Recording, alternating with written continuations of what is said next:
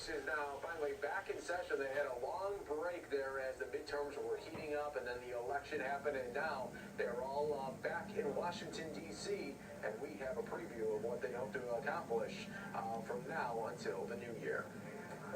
Race has been called, and it's another pickup for Democrats, but two races in Florida remain in question, just as Congress returns to work today.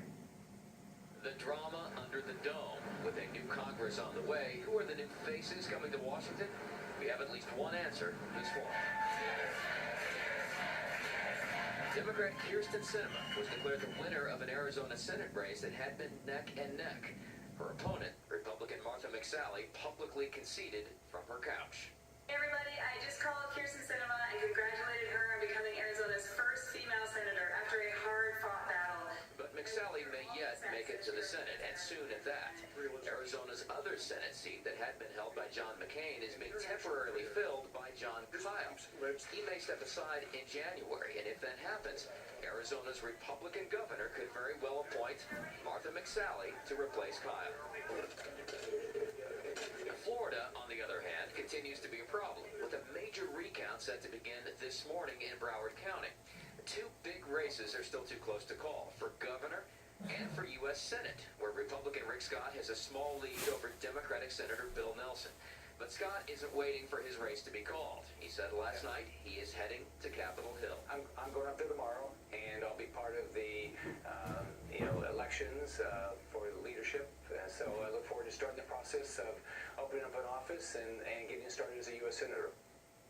Well, those leadership elections are scheduled for Wednesday. The first recount deadline in Florida is Thursday, and those races may not even be decided at that point. In Washington, Doug Luzader, Fox News. Thanks so much, Doug, for that update. It looks like it's just going to continue to heat up there in Florida. All right, we have an update for you on the campfire there in Northern California, Paradise, California here. Tonight, Brad Weldon and his mom Norma are the last ones left on their street. Mom didn't want to leave. If I'll stay here and burn, I ain't got no place to go. And I ain't gonna let that happen. So as the campfire raged toward their house in Paradise, the Weldons stayed put. Immediately ran outside and started cleaning everything we could, all the leaves, everything, away from the house. Weldon and his other roommate spent the day and night fighting off the flames, first with a garden hose, then water from their pool. For 24 hours, just stayed diligent and did what we could. At the height of it, it was pretty bad. We were laying on the ground hosing ourselves down so we didn't burn up. All of a sudden, we changed.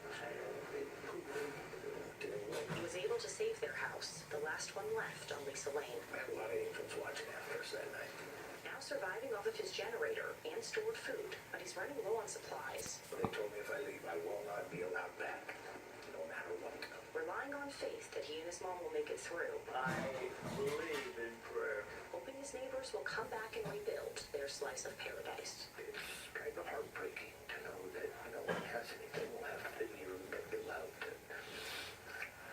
I just want them all to know how much I feel.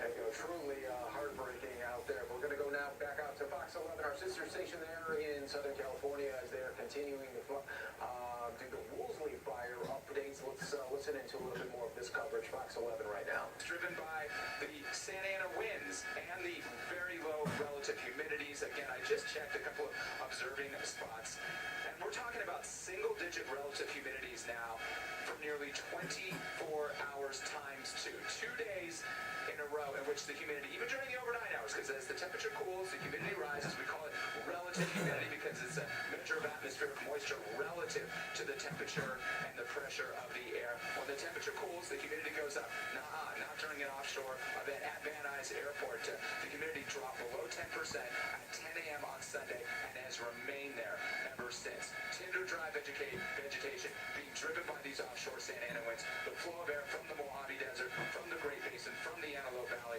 towards the coastline. One more day of moderate to isolated strong winds, and then we'll start to get a break. The winds will start to back off.